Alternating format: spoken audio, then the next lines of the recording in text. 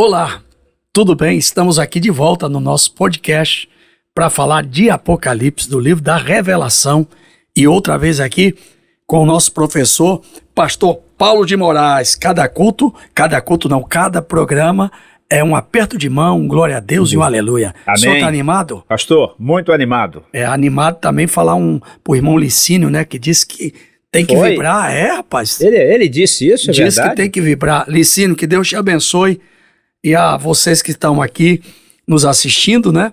Também ao Andrezinho, nossa equipe técnica, ao Cauã e a você que está chegando agora.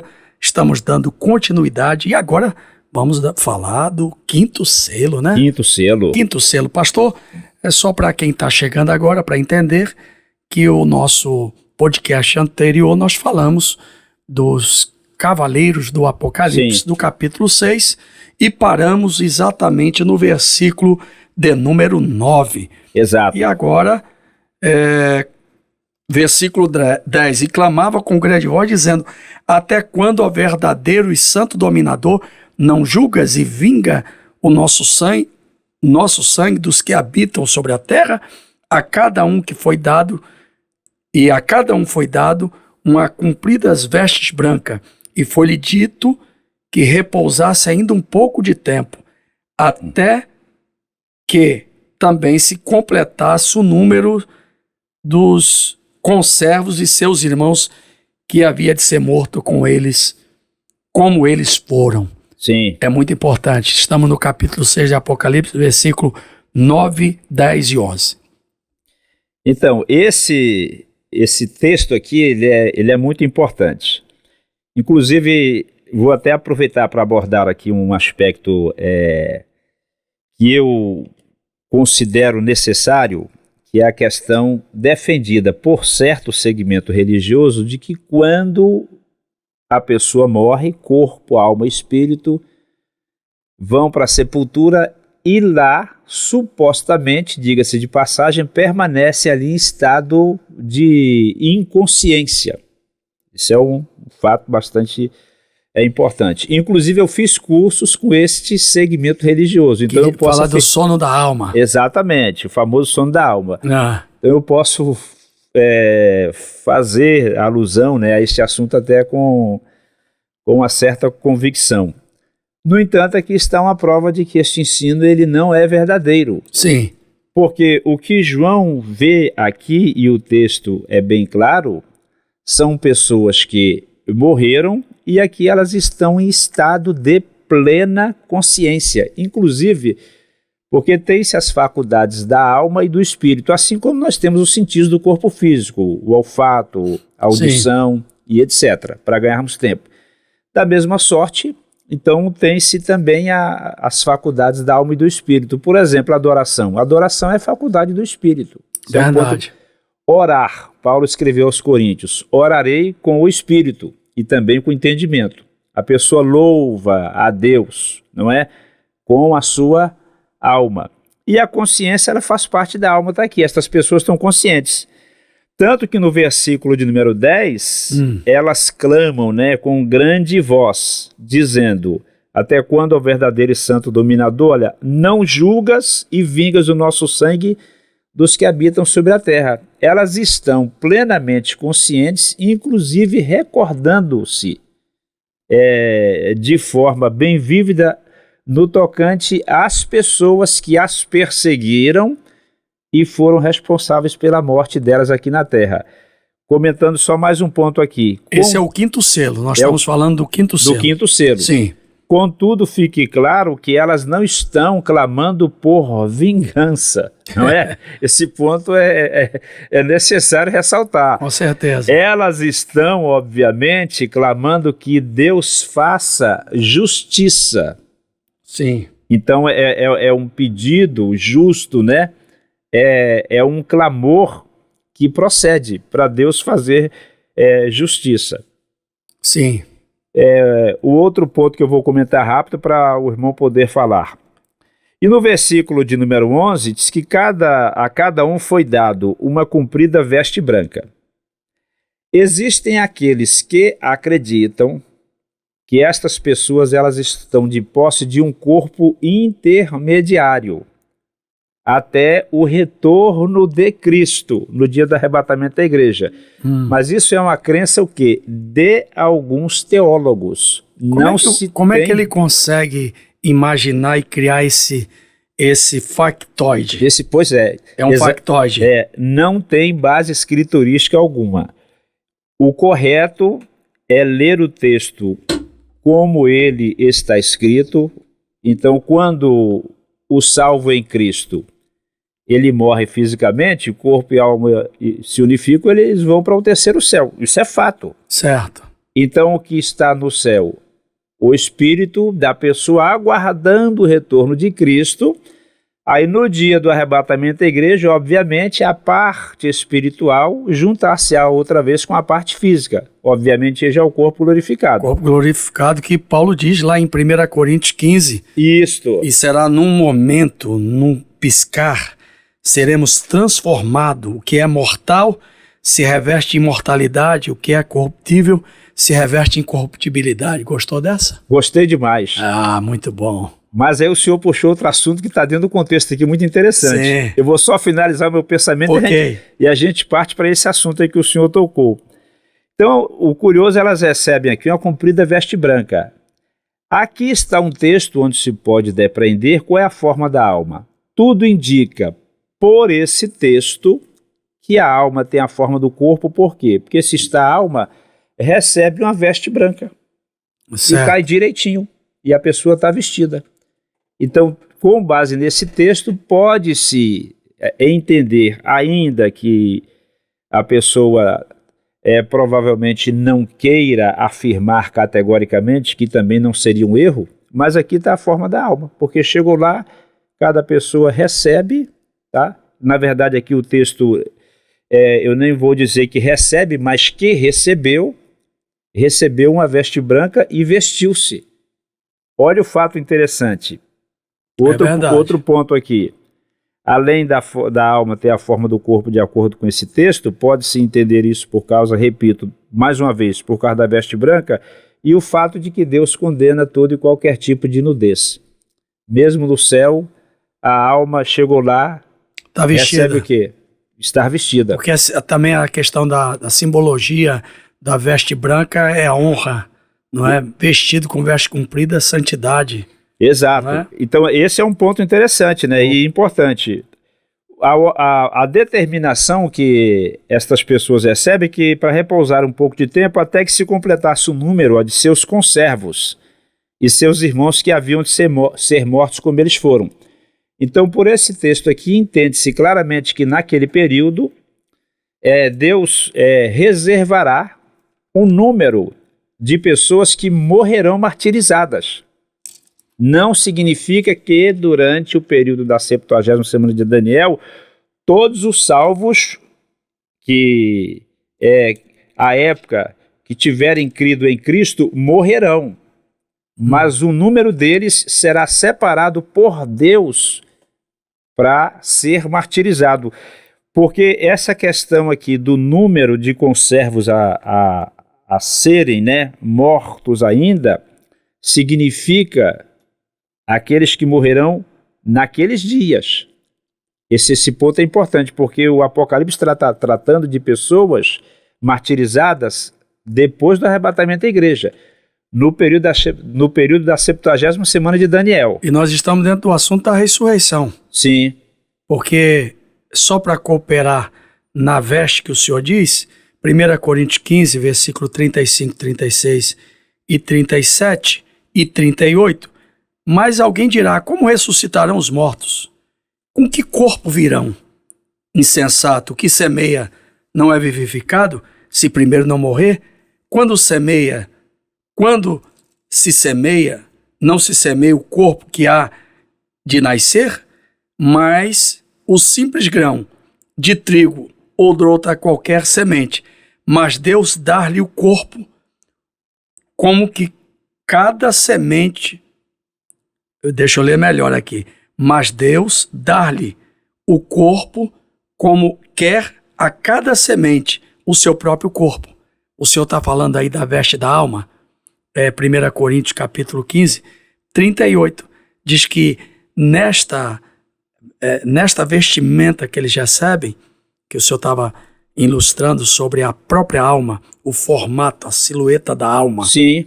Entendeu? Então, quer dizer, ninguém vai ressuscitar um monstrengo, né? ou alguém fora de, né? Mas Sim. de acordo aqui, ó, mas Deus lhe dá um corpo como quer a cada semente, o seu próprio corpo. Porque é um fato interessante. Qual seria a forma da alma? O único texto que deixa isso claro é esse aqui. Porque se recebe uma veste branca, vestiu-se, pronto, recebeu a veste branca, coloca essa roupa aí. Deu certinho. É isso aí, sob medida. Sob medida. Mas eu acabei cortando o seu raciocínio no outro ponto que o senhor estava. Me desculpe, mas eu tinha que fazer essa colocação. Não, mas isso é importante porque enriquece o nosso estudo. Verdade. Isso aí é importante. O senhor falou na questão da ressurreição, que o que é mortal, o corpo revestir-se-á da imortalidade. Esse é um ponto importante porque a palavra imortalidade, no contexto da Escritura Sagrada e principalmente do Novo Testamento, ela é empregada unicamente para referir-se ao corpo físico, Sim. nunca à alma. É lógico que a alma jamais morrerá. Porém, a palavra imortalidade ela é empregada para referir-se ao corpo. Ao corpo. Exatamente. Isso aí. Porque a Escritura refere-se a esse corpo que nós temos atualmente como corpo mortal, e depois do retorno de Cristo para raptar a igreja, então o corpo mortal revestir-se-á de imortalidade. Então isso aí, esse ponto que o senhor tocou, é muito importante. Aí já passamos essa informação então para os que acompanham o nosso podcast, para eles prestarem mais atenção nesse detalhe, que é um detalhe pequeno, porém importante. Muito importante. Você está no podcast Plena Unção. Eu estou aqui com o professor e pastor Paulo Moraes, ele que é professor e diretor do seminário Plena Unção e supervisor da nossa escola bíblica. Continuando. Então, vamos rapidamente outro ponto aqui. Tá. Pastor, aqui em Apocalipse 6, esse texto que o senhor leu, versículos 9 a 11, aqui tem uma multidão de salvos. No versículo 9, que o irmão leu, essa multidão, ela é martirizada por duas razões básicas de acordo com esse texto. Por amor da palavra de Deus, ponto 1. E 2, e por amor do testemunho que deram. Temos uma multidão aqui de mártires. Em Apocalipse 7 aparece a segunda. Sim. Apocalipse 7, aí já é uma segunda multidão, que nada tem a ver com essa primeira. 7, 2, 9. Versículos 13 a 17. Um dos anciões me falou dizendo, estes que estão vestidos de vestes brancas, quem são e de onde vieram? E eu disse-lhe, Senhor, tu sabes. E ele disse-me, estes são os que vieram de grande tribulação, lavaram as suas vestes e as branquearam no sangue do Cordeiro. Por isso estão diante do trono de Deus e o serve dia e de noite no seu templo. Aquele que está sentado sobre o trono os cobrirá com a sua sombra. Coisa linda, né? Esse é um texto extraordinário, né? Meu Deus, que é isso? Serve ao trono, né? Exatamente. Esse texto aí, ele é magnífico. Maravilhoso. Glória a Deus. Então, aqui nós temos duas multidões de salvos nos primeiros 3 anos e meio da 70ª semana da tribulação. Sim. Porque nós vamos dar prosseguimento aqui, daqui a pouco nós veremos que nos últimos 3 anos e meio da 70ª semana de Daniel, aí será exatamente já o período das trombetas, que nós introduziremos então novos comentários, mas essas duas multidões são de salvos nos primeiros 3 anos e meio. Esse ponto é importante. Não significa que só estas pessoas serão salvas, mas aqui são duas multidões distintas. E a segunda multidão tem um aspecto aqui que ele ressalta, que eu acho importante, é que lavaram, ou seja, as suas vestes e as branquearam no sangue do Cordeiro. Então, como a salvação é unicamente obtida através da fé em Cristo, a expressão aqui de Apocalipse 7,14, no sangue do Cordeiro, aí por inferência pode-se entender que estas pessoas lavaram diretamente as suas vestes duras e as branquearam no sangue do Cordeiro, mas indica a fé. Glória a Deus. Porque não tem outro mecanismo para o ser humano obter a salvação de sua alma se não for através da fé do sacrifício de Cristo na cruz do Calvário. Isso é bom nós enfatizarmos. Mas uma informação, mas se ele for bonzinho demais, não vai ser salvo? Não tem como ser salvo. Se ele for religioso demais? Também não. É só pelo sangue. Só pelo sangue do Cordeiro vertido na cruz do Calvário. Porque Paulo, ao descrever, né, em 2 Coríntios 11, ele fala sobre um outro espírito, um outro evangelho. Sim. E um outro Jesus. Um outro Jesus. E é hoje o que nós estamos vendo. Então são três coisas tentando substituir a mesma. Um outro espírito, um outro evangelho e um outro Cristo. Um Cristo do coach que quer passar a ideia humanista em que coloca o homem como centro das atenções. Que anula a morte vicária, o sacrifício de Jesus, como se aquele sacrifício, ele, na verdade, não precisava ter morrido. Sim, não é? Sim. E essa é uma das grandes questões teológicas, porque nesse tempo moderno, tenta-se tudo. Na verdade, Jesus passa a ser apenas, na cultura moderna, desse sentimento que hoje está aí, ele é apenas um produto, quando na verdade ele é o único caminho. Ele é o único caminho. Ele disse, eu sou o caminho, a verdade e a vida. Ninguém vem ao Pai a não ser por mim.